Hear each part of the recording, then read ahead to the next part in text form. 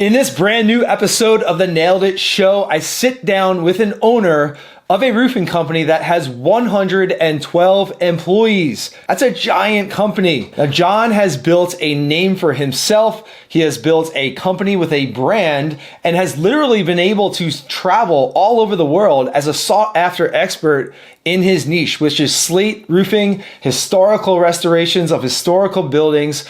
When someone needs a particular job done, they pick up the phone and they call John because he has built himself, he has positioned himself as the authority in this market. John shares a lot of his insights with a smile. He talks about some things like understanding and really getting clear on what you want with your life and your business, and then reverse engineering and building that. Talks about the importance of internal training for your team to make sure that you're continually learning and evolving and continuing to stay at the top of your game. He talks about some of the mistakes that he sees in the roofing industry that owners and companies are making, and how to kind of overcome these and get clear on really what you're building. So this one's a lot of fun. It's cut off at the end. I mistakenly cut off my own recording, so that's my bad on that one, but we'll make sure that we kind of transition it out smoothly. I had a lot of fun with this one, took some notes, learned some things, and I know that you can as well.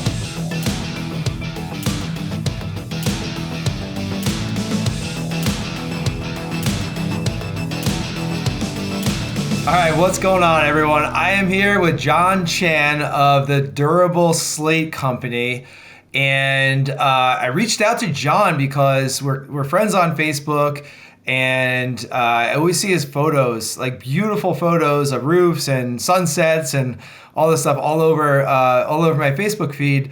And I'm like, man, this guy's interesting. It looks like he's doing some different types of projects and, not your normal roofing company. And, in an effort to bring different perspectives from the roofing industry here onto the Nailed It Show, I wanted to highlight John, some of his work, some of his experience, and some of his business insights from his couple decades in the industry at least. So I am really excited to introduce John Chan. How are you, John? I'm doing great. Thanks for having me on the show. Absolutely. Yeah. I love to highlight different perspectives, and I think you've got a breadth of experience geographically in the industry, business-wise. So I'm excited to bring some of those nuggets to the audience. Thanks for spending your time, investing your time into our audience in the industry. So sure. I always like to get more knowledge out there, just like I've always tried to obtain more knowledge. So it's always great to learn more and understand what different people do, and understand what different people do that's successful. And not everything that one person does might work for you, but it might. So it's always nice to see how different people do different things. 100%. Yeah. One of our core values is continually learning and evolving, and that's, a lifelong pursuit, of course. So it's always cool to see leaders that are open to new things and to learning and, seeing how they can get better and have a bigger impact. So I want to dive into some of that business stuff, but can you give us a little bit of a background as to who is John, where you're from, what do you do, where are you based, all that sort of stuff? Sure. I guess I'll start off with the very beginning. My parents moved here from Hong Kong, and because basically they fled China when the communists took over, and they got here to the U.S. and I was born, and it was really interesting because, at home I spoke Chinese. So when I got to kindergarten, my speech was bad. I didn't understand a lot, and I felt like I was kind of behind the eight ball. And to me, that's kind of a good thing, because if you think that, wow, I'm way behind, I've got to catch up, it lights a little bit of a fire under your butt, and you start like, okay, I really got to figure all this out. And I think that so many people, they get maybe handed something, or, things aren't that tough, and so there's no real push to get ahead. So, I would have to say that, as crazy as it sounds, growing up with language barriers, and we grew up really poor also. It helps a person to really strive and get ahead.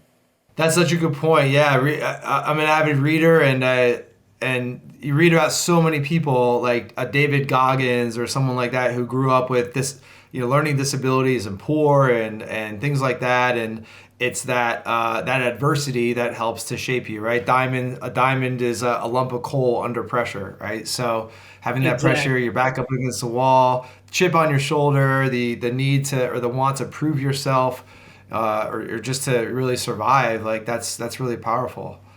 Yeah. So, growing in that environment kind of pushed me to move ahead. And that's actually one of the reasons why I went all the way. I lived in Columbus, Ohio, and why I went to UCLA. I was just like, gosh, we're so poor. I've never really gotten to see anything. It's like I'd like to go somewhere completely different. And so that's where I went to school. And I originally had the idea of being a doctor. It's kind of like what my parents pushed me towards.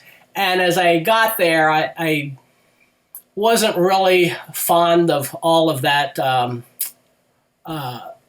science and everything else. I did good in the classes, but it just wasn't for me. And so I became a economics business major, and that appealed to me more. But as I graduated, and the companies that I was interviewing with, I didn't really like what I was seeing. And what I mean by that is those big companies like at the time, Merrill Lynch, Drexel, etc., I could just feel all of that office politics and everything else. And I'd been working for Durable Slate as a laborer in the summers. And I thought it was really cool because you're outside, you're doing really nice restoration work and et cetera. So even though it was so small at the time, it was very appealing to me. So after I graduated, I remember telling my friends, I'm going to do the roofing thing. They were like, no, which job are you going to take? Are you going to go like Bank of America or Citibank or Merrill Lynch, or where are you going to go? And I said, I'm going back to do the roofing. And I got the strangest looks, but it appealed to me. Wow, that's cool, and that's cool to know what you want or really what you don't want. I guess at that age, and it's funny. I have a similar story. I have a finance degree from the business school at Boston College, and I graduated, and very similar thing. Friends are getting jobs in either New York City or Boston, finance jobs, investment banking jobs, and all that sort of thing. And I never applied to any of that stuff. Like it never really appealed to me. I don't think I realized at the time, but I grew up in my family's construction business, small business. So I guess that was always kind of like what I was drawn to, and not the big corporate world. So I graduated with a finance degree, and I went to work for my family's construction business in a shipyard, which is a pretty low level manual labor, blue collar type of job, and something that I didn't really care what anyone thought. I definitely was comparing myself to others who were, making more money and more successful on paper, and fancy apartments in the city and things like that. But that really never appealed to me. And I think that's really important to know what you don't want. Yeah, a person really should figure out what they like to do and then just do that thing. And it doesn't matter really what it is, but you've got to find something in life that you love to do, and you just do it. What was it about roofing that you loved? You mentioned like the nice projects you guys were working on, or like what drew you back? There were several things that I saw. The first thing is the longevity of the roofs that we were working on. The idea, especially back then, because all we did was slate roofing. Now we do, copper and tile and all that. But, I saw the roofs that we were restoring. I saw the roofs that we were working on. And it kind of popped into my head. It's like, wow, you could really make something of this company and do the most beautiful roofs really in the world. And I remember seeing some of these castles in Europe and going, wow, it'd be great to work on one of these castles. And although we haven't worked on any castles, we have worked abroad. We've done, the House of Parliament in Trinidad. We've worked in Peru. We've worked all over the U.S. on some of the most iconic buildings and historic buildings in all of America. So it's gotten really, really interesting. Wow. So I read about that in some of your in some of my research I was doing. How did those projects, like, how did they get on your plate? Like, how did you get those projects? Well, people ask me all the time about like how to grow a business and whatnot. And to me, there's two things that underlie everything. The first one is that most people don't fully understand everything that there is, meaning that, it doesn't matter if you're a doctor, a dentist, a janitor, whatever, you've got to understand every single aspect of what you do and also the associated subjects. So if you're if you're a oral surgeon, you should know a little bit about an anesthesiologist, If you're a slate roofer, you should know a little bit about single ply roofing. We don't do single ply roofing, but I've been trained and certified by Firestone. You have to understand all the ins and outs of everything, and when you do that, and you do things on a gradient level, meaning as you do them, then you get the next tougher one, then you get the next tougher one. And that's how you get projects like this. Basically, we've been in business since 1986. So, we've been around a while. And as you do the next tougher project and the next tougher project, that's how you get work like that. You don't all of a sudden go, well, I'm going to tackle the Norwegian embassy job. I'm going to tackle we did this mansion in Missouri that was just short of 70,000 square feet. Wow. It was 11 semi-trailer loads of slate roofing. It was about 30,000 pounds of lead-coated copper.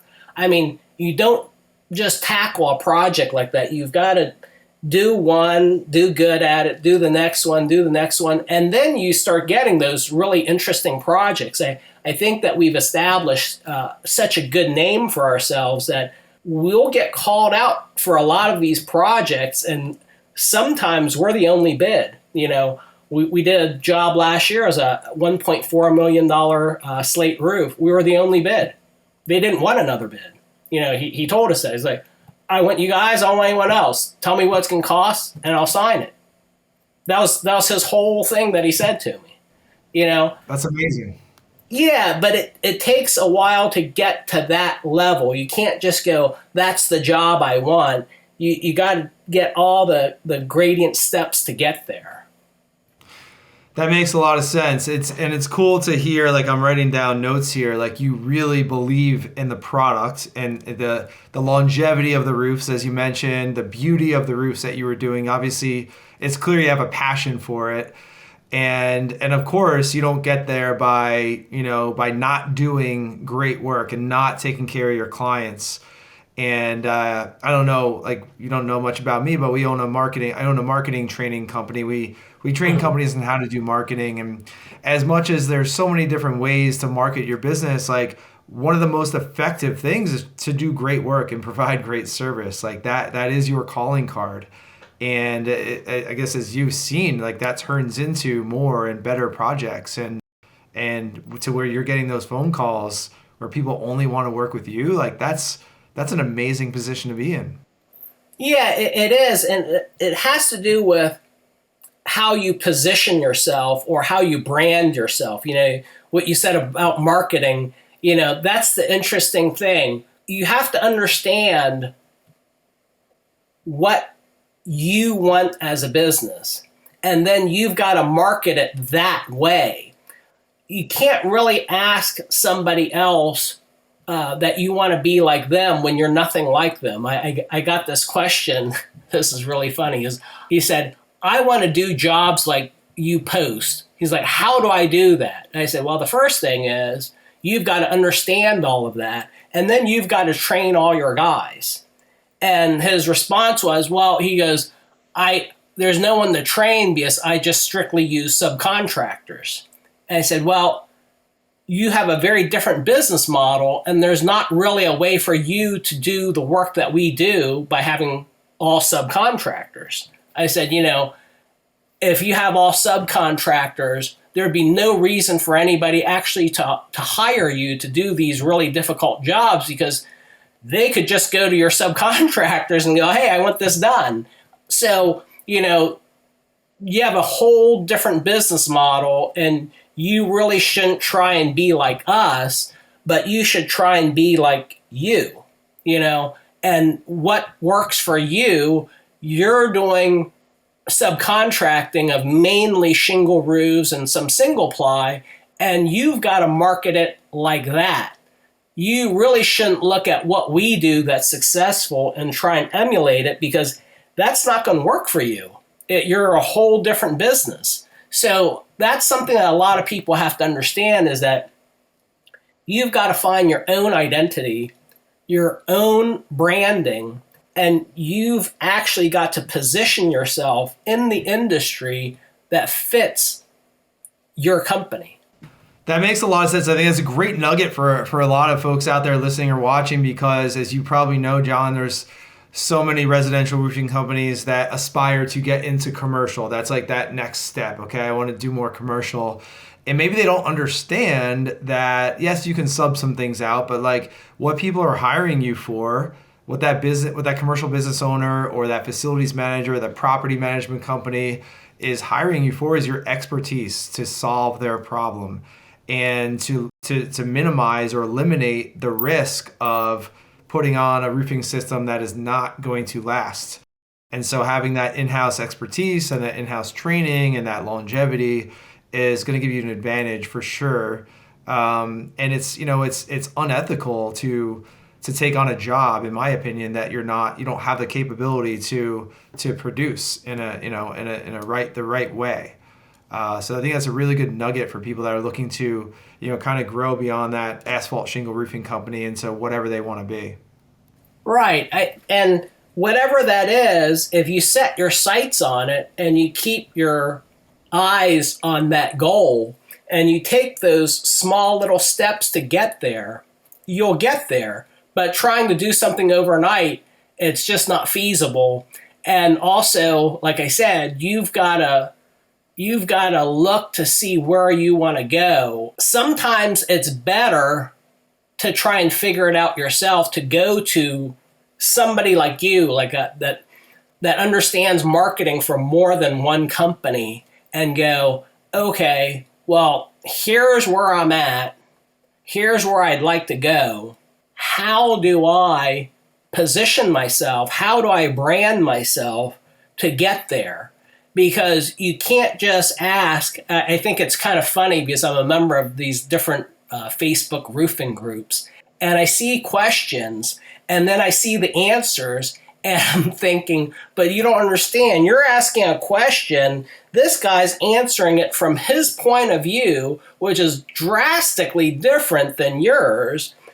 You should never accept that answer, but they take these answers and they're like, okay, that's what this guy says, and he's more successful than me.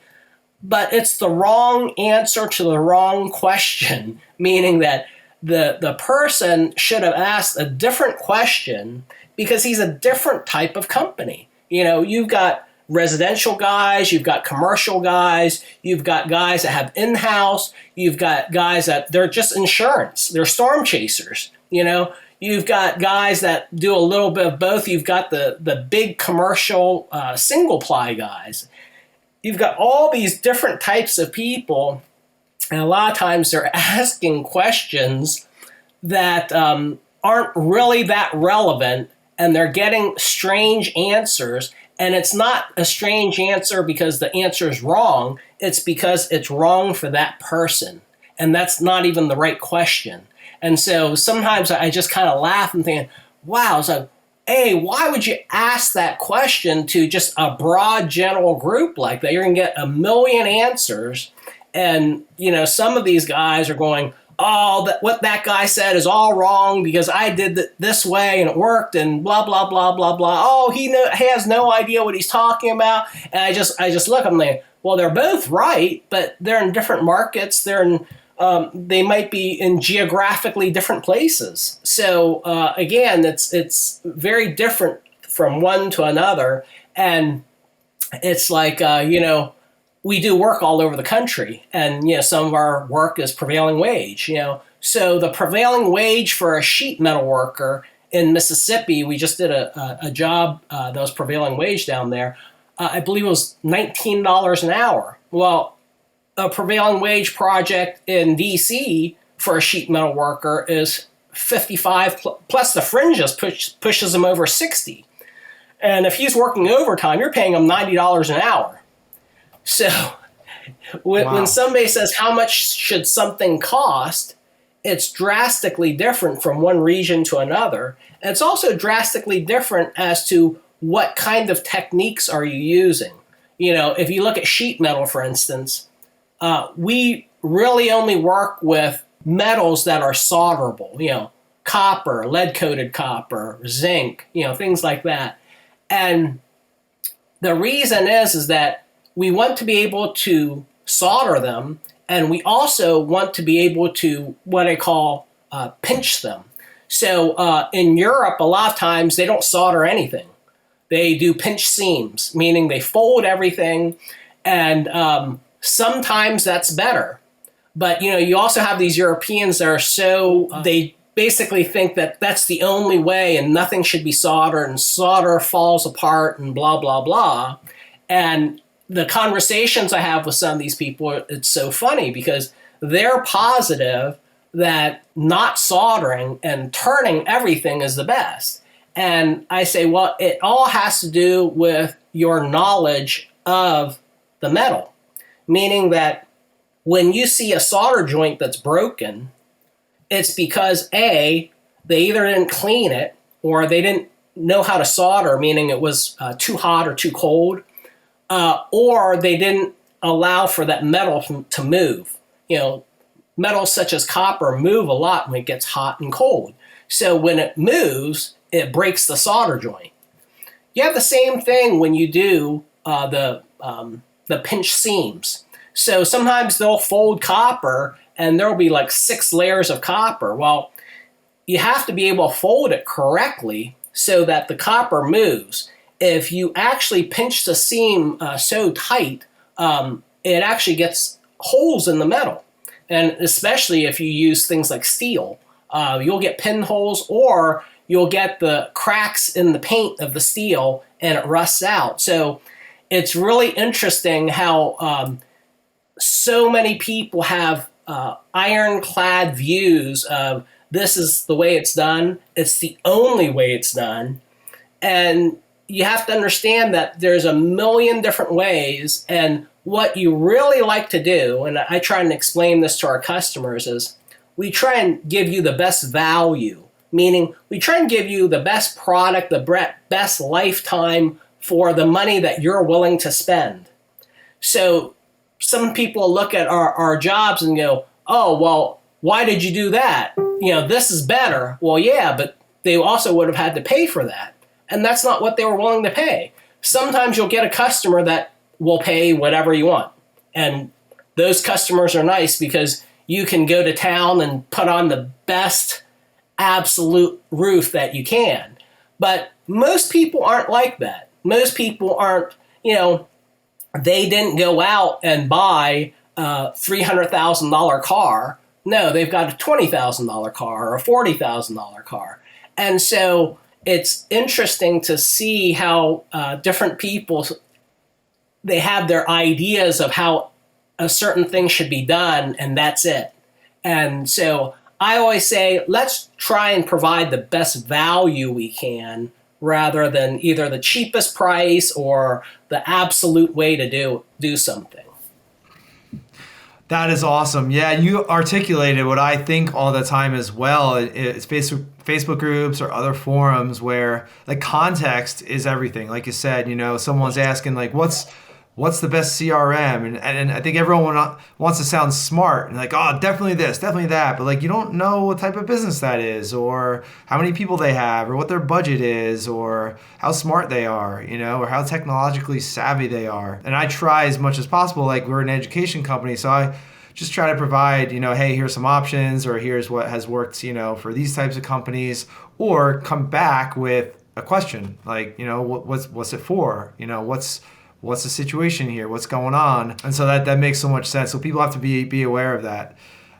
The other thing that I wanted to mention is, I forgot about, as far as you're talking about the soldering and all that, like that's, I'm not a material expert. So, but that makes a little bit of sense. Like there's so many things that I think people don't know what they don't know. Right. And like, you might take on a bigger job or a commercial job because you want to leapfrog up to that level.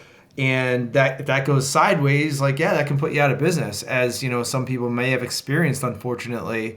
And so there's so many things that you don't know. So I like what I would call like a stair step. You call it like the gradient approach to like, hey, let's do this one, then that one, then that one, and kind of build your expertise along the way, and not getting too far out of your zone of expertise of what you can provide. Because again, like there are companies out there that it seems like they sell a job and then they go onto a Facebook group and they're like, well, what do I do now? Like, how do I build this job? Like, what do I use? And it's like, someone's paying you and you're going to a Facebook group to like learn how to do it. Like, that's straight up, like that should be criminal, I know. I've gotten those kinds of questions.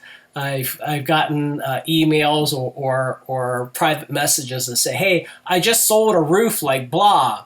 How do I do it? And I'm thinking, oh my gosh, this is crazy. We just did this copper box gutter job in Cincinnati that I want to say about 8 or so years ago, the roofing company that tore off the slate and did the box gutters, they called me and they said, hey, we got a new slate roof job here. Can you tell me how to lay the roof out? And I'm thinking, what? And so I told her how to lay the roof out, but she didn't ask me about the box gutters, so I didn't know anything about the box gutters. And I drove up to the job site, and they had these box gutters that were 90 feet long. It was a church on either side, and they put them all in. There's no expansion joints, and they're putting the slate roof on. And I'm thinking, oh my gosh, the leaks were in the box gutters because the copper expands and contracts and tears the joints apart. And they're putting it back in the same way. So here we are 8 years later, we just tore out their copper box gutters that were 8 years old and redid them. And I'm thinking, this is just crazy that, here's a roofing company that did this job, but they didn't know what they were doing. And they had no idea that they didn't know. That was the thing. They thought they didn't know how to put on the slate, but they actually didn't know how to put on the gutter to begin with. So, yeah, you want to take those gradient steps, and if you need to, ask somebody that really understands that project, that job. I mean, I'll give you an example of how you can do that. There was a slate roofer in Detroit. He'd always done all the slate for this general contractor, and the general contractor asked him to do a very difficult slate roof. It was about 150 squares. It was graduated, meaning that at the bottom it was about an inch thick and very big, 24 inches tall. And they graduate in size. So the top slates were only about 16 inches tall and about 3/8 inch thick. And it was a 5-color blend. So the GC wanted him to tear the roof off, replace the underlayment and the flashings, and put the roof back on along with an addition and match it all in. And so he called us up and he says, hey, I have no idea how to do this. He goes, this thing has canoe valleys. Canoe valleys are valleys that kind of look like a boat. It's all slate, it's round, and they're really beautiful, but they're complex. And so he's like, can I bring you guys in? You guys sell the job, and then I work with your guys and I learn how to do this. So it's kind of a win-win. You get a big job and I get some learning, And so we did that, and it went great. He learned how to do all that, and now he's doing jobs like that. Well, a little bit smaller, but he can do canoe valleys and complex chimneys and all that. And so it was kind of a win-win. It's like, if you can, you want to do stuff like that so that you can actually learn along the way. Yeah, that makes so much sense. Absolutely. That's the right way to do it. What is I imagine you guys have internally some kind of like training program, or the way that you train your team on these different roofing systems and things like that. Like, what does that look like, John? Absolutely. So we have our in-house course room. So our in-house course room, it's pretty good size. I'd say it probably seats around 25 or 30 people. And then up front, there's a lectern, and there's a place where you can put up your slides and everything. And so we train on everything. So we train the guys on safety. We train them on the organization of the building and of the staff, of how the offices interact with each other. Then we also train them technically. How do you identify a slate? How do you identify a tile? How do you cut a slate? How do you labor for a new roof? How do you do basic slate repairs? And so we have all these courses. We have some associated videos with them. And then in the back, we have a bunch of different roofs. So some have valleys, some are steep, some aren't so steep.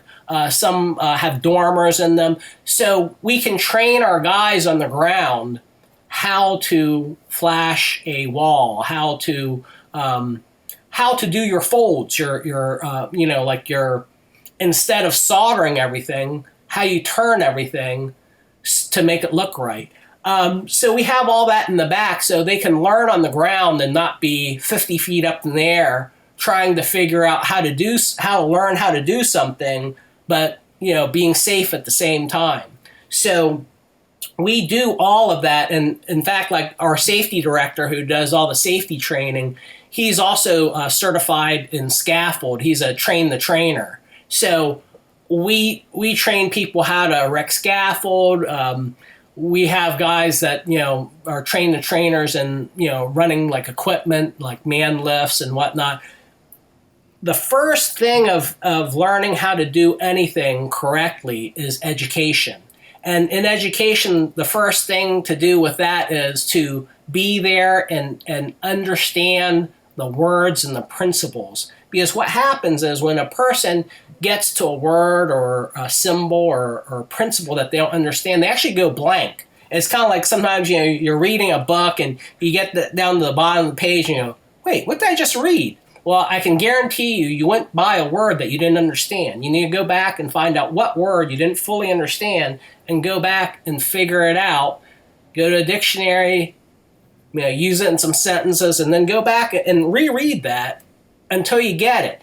And when you do that, you can really master any subject there is out there because you'll fully understand how everything works. And then when you see it from a broad perspective like that, you'll also be able to see where there's erroneous data. And I see erroneous data all the time in roofing.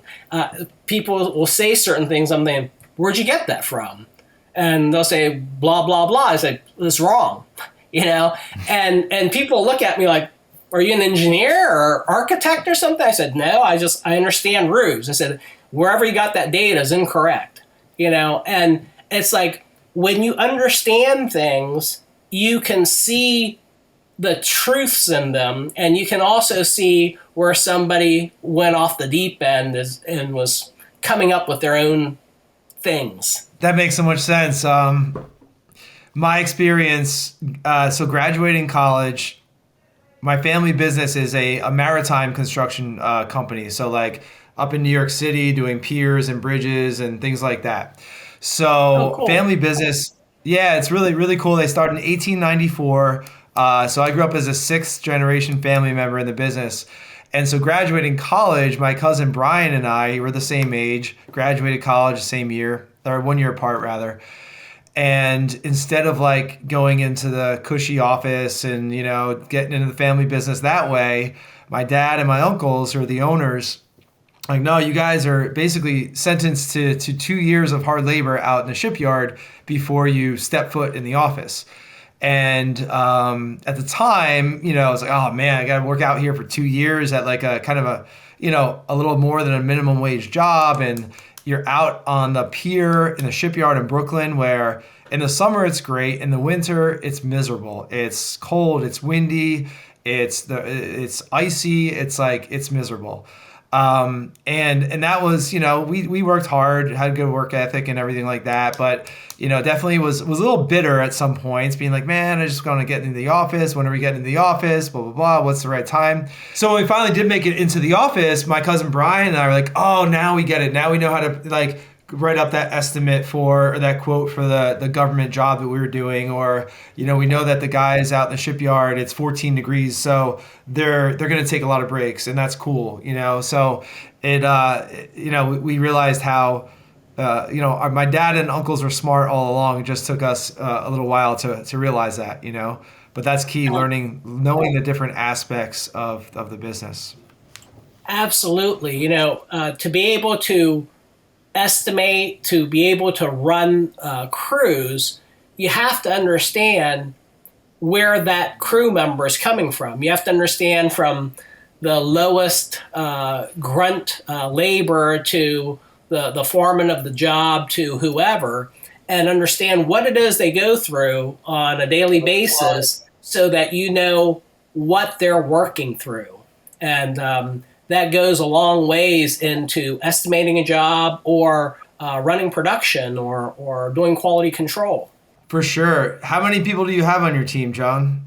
I don't know the exact number right now, but we're right around the 112. Wow. Okay.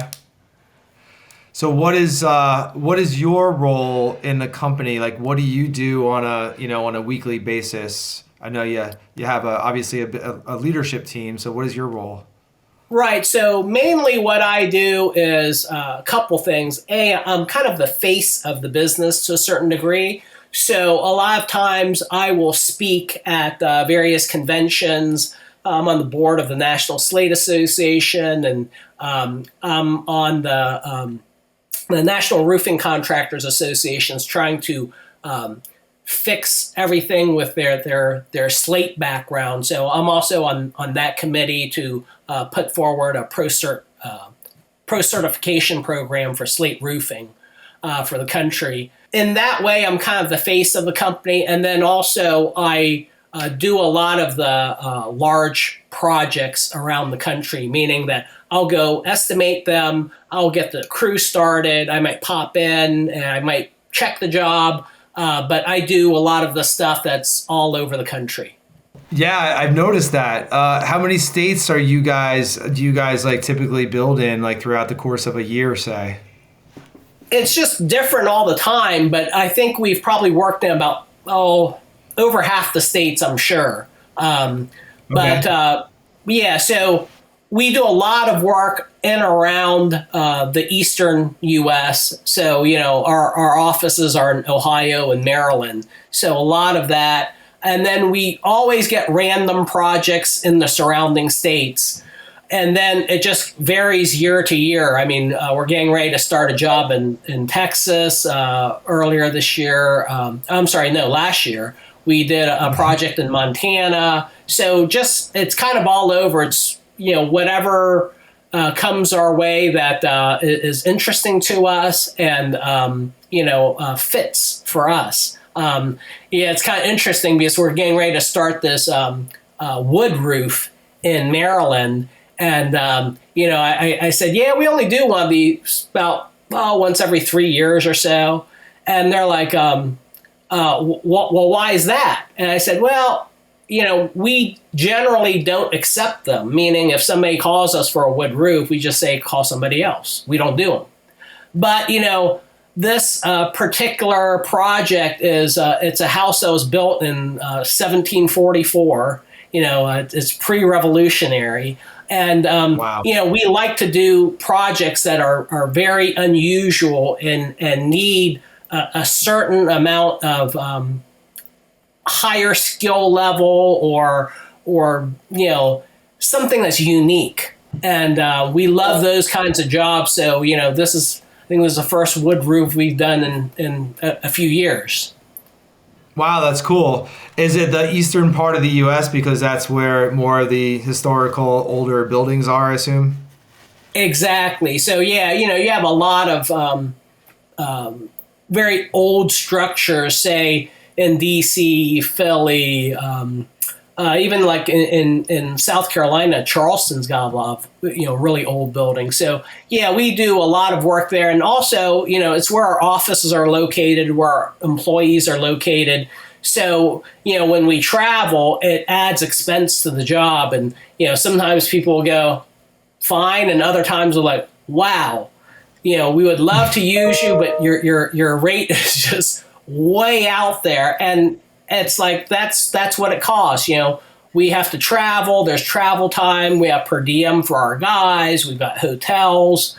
And it adds to the cost when we're working out of state. Absolutely, yeah. That makes a lot of sense. So that's cool that you guys get to kind of pick and choose the projects you want to work on based on, the level of difficulty or how historical they are, or just, things where you guys like really enjoy adding value to those projects. That's really cool. It's a great position to be in. So congratulations on getting to that point in your business where, you have that, you're in that situation. Well, thanks. Like I said, a lot of it is for a person that is like a company owner to go, well, where do I want to be? How would I like to position myself, and how am I going to brand myself to fit what I want?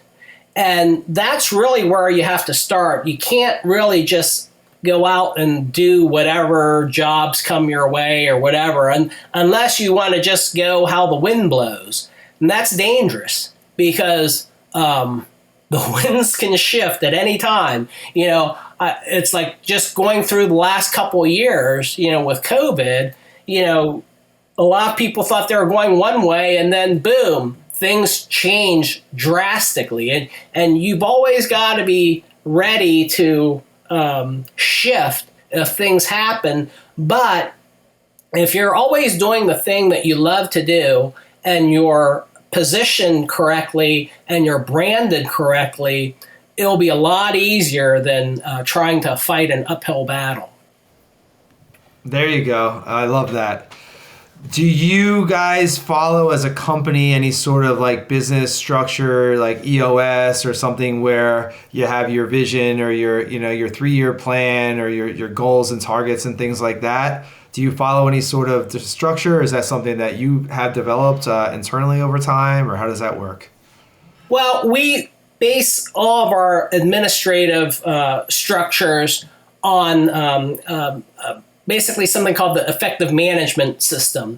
It's a system developed by L. Ron Hubbard. He's more known for Dianetics and Scientology, but he developed a fantastic system of administrative technology.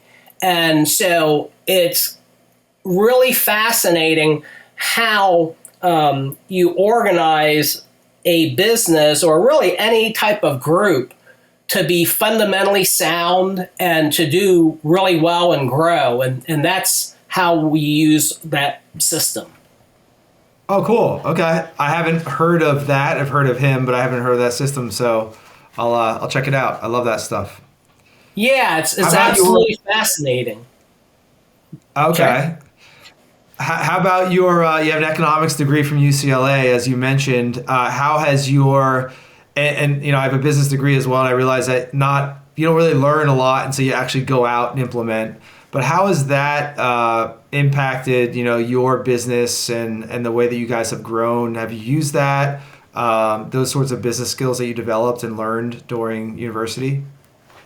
It's actually really interesting because, at first I was a straight economics major, and it was my last year at UCLA. And if you had a particular grade point average, you were allowed to take certain classes in the MBA program. And so I remember the very first day of this class in the MBA program, the professor got up and he started taking the roll and everything. And he said, "Hey, I see that I've got a handful of you economics whiz kids in here, the smart ones." He goes, "I'm going to tell you something." He goes, "And this might be shocking, but," he's like, "you can throw everything that you've learned in economics out the window because it doesn't work in the real world." He's like, "You're doing all these things on supply and demand, and if you hold this constant, what happens?" He goes, "Let me tell you something. Nothing's constant out there." He goes, "Business and economics are two completely different things, and if you try to apply the principles that you've learned in economics out there in the business world," he goes, "you're going to do a face plant, and it's going to be bad for you." He said, so it was really interesting. I learned so much in that one quarter. It was called something like the basics of business. Gosh, I can't remember the name of it. But this guy wasn't actually a professor like all the guys in the economics department. He was actually a businessman that taught one class every year. So he did one quarter every year, and he taught this class. And I was just like, this guy's a genius, because he basically laid it all out there. I was just like, he's absolutely right. I was just like, this whole time in college, it's all a bunch of theory, and it's really not applicable in the real world. And there were very few classes in my entire university days that was worth anything. That was one of the classes that was. And there's another one on accounting. Actually, two of them on accounting. There's accounting and tax accounting that, gave me some background in the accounting that was nice. But really, outside of those three classes, I almost hate to say it, but because, UCLA is so highly rated, it was a waste of time. And that's just my perspective on it. Yeah, it's interesting. I mean, it's great to hear that from that business guy, professor. But at the same time, like, well, what have I been spending all my time and money on the past few years? That's it's crazy. I'm sure that's like that at most universities. So I get it. I don't really remember much of what I learned. It's more about, what you learn doing business, like running a business. You learn so much more quickly as well.